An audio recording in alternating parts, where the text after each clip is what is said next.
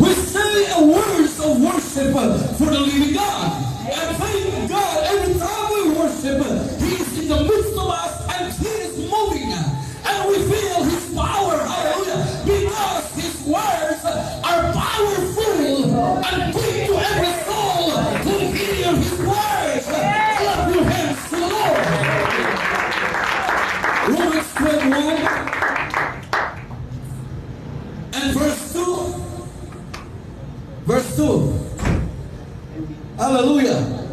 At huwag kayong magsiayon sa sanglibutan ito, kundi mag-iba kayo sa pamamagitan ng pagbabago ng inyong pag-iisip, upang mapatunayan ninyo kung alin ang mabuti at kaaya-aya at lubos na kalooban ng Diyos.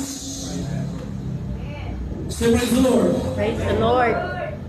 Ang demonyo ay nasa ating mga kamay. Pag hindi tayo mag-ingat, mga kapatid, dahil ang ating cellphone ay punong-puno ng kalibutan